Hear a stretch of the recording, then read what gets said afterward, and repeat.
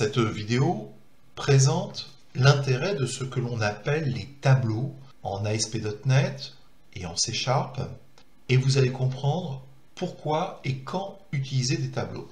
Avant de rentrer dans le vif du sujet, une précision sur la méthode pour incrémenter une variable.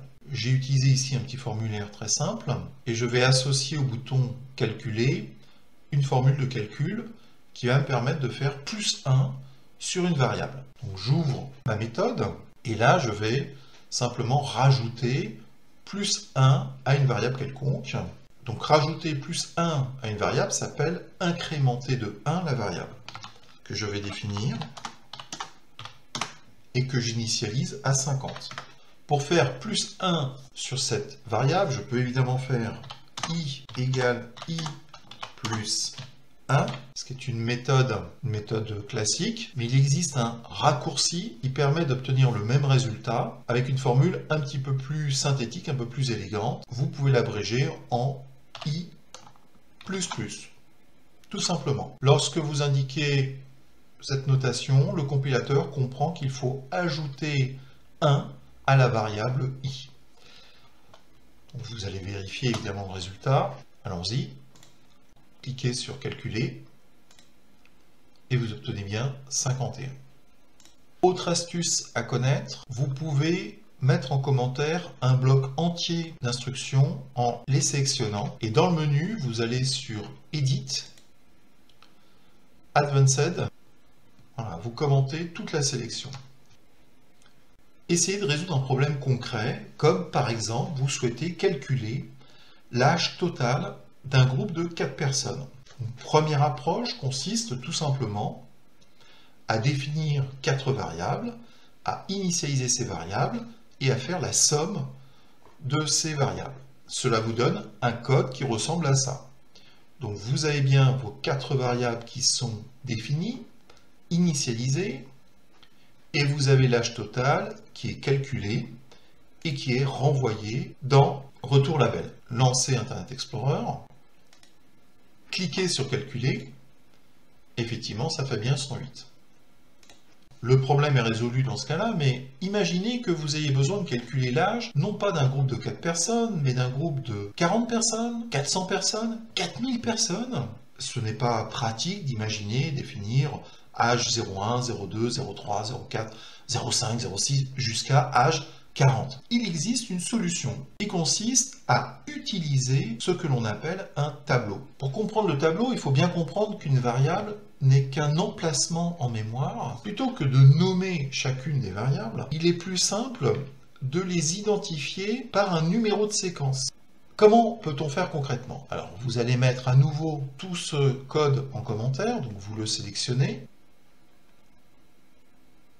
et vous commentez la sélection. Il faut d'abord créer un tableau. Donc pour créer un tableau, il faut déjà le définir. Il faut indiquer son type. Vous tapez comme d'habitude int, par exemple si c'est un int, et vous rajoutez un crochet ouvrant-fermant pour signaler au compilateur que vous souhaitez créer un tableau de type int. Vous indiquez le nom de la variable qui va servir à manipuler ce tableau, par exemple âge, et derrière, vous indiquez que c'est à nouveau un int avec 4 valeurs, avec 4 variables dans le tableau. Alors j'expliquerai un peu plus tard l'intérêt et le sens du new. Donc là, vous avez simplement indiqué que vous créez un tableau qui s'appelle âge, qui va contenir jusqu'à 4 éléments. La particularité des tableaux, c'est que on est dans le monde de l'informatique et les informaticiens commence à compter à partir de 0. Donc le premier élément du tableau va être indicé par la variable 0. Autrement dit, ma première variable du tableau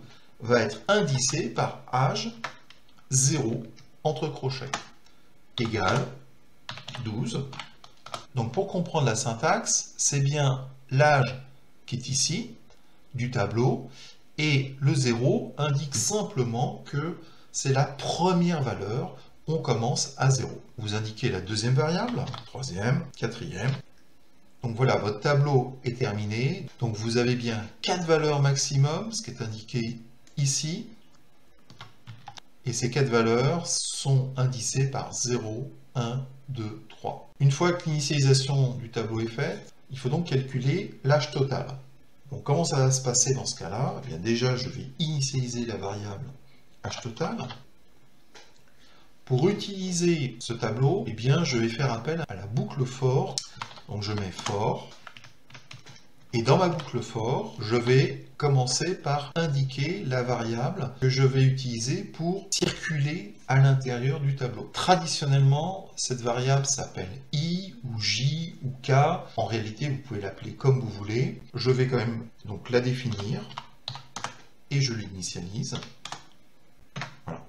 Donc cette variable i va me servir à circuler à l'intérieur du tableau. Elle va prendre les différentes valeurs 0, 1, 2, 3. Donc il faut que j'explicite sous quelles conditions la boucle for doit s'exécuter. Eh bien, la boucle for s'exécute tant que i est inférieur à 4. Vous le voyez bien ici d'ailleurs, i va prendre ces valeurs-là jusqu'à la valeur 3 maximum. Donc dès que i vaut 4 au-dessus, on s'arrête. Il faut que j'indique comment i va être augmenté, eh bien, grâce à l'incrément i++.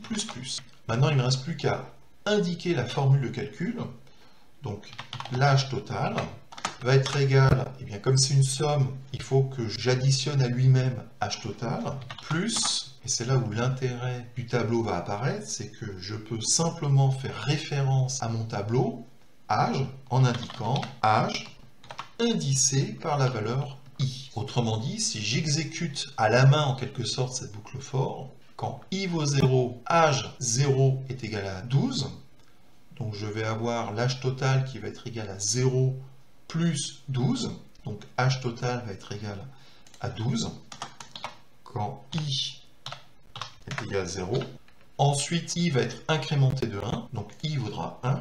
Ça sera inférieur à 4, bien évidemment. Et donc l'âge total va être égal à âge total, c'est-à-dire 12, plus 15, puisque c'est la valeur. Donc ça vaudra 27 quand i est égal à 1. Ensuite, i est égal à 2.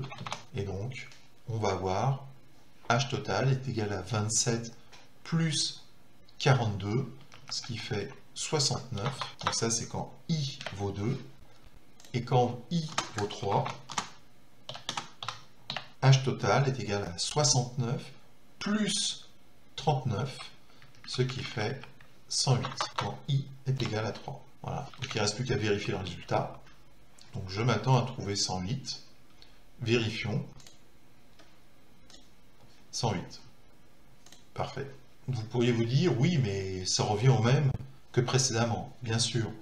Sauf que imaginez que vous ayez non pas 4 valeurs, mais que vous en ayez 400 ou 4000.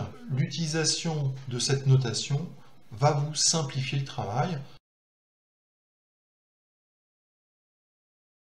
Vous pouvez vérifier l'exécution pas à pas de la boucle grâce aux outils de débugage, en particulier en mettant ce qu'on appelle un point d'arrêt. Le point d'arrêt permet de dire au compilateur, eh bien, tu vas me montrer les valeurs qui sont présentes dans la mémoire au moment où j'exécute le programme. Pour cela, vous mettez un point d'arrêt ici dans la colonne grise, en face de l'instruction que vous souhaitez arrêter, et vous voyez apparaître un point rouge qui vous indique donc que le programme va s'exécuter jusqu'à ce point-là.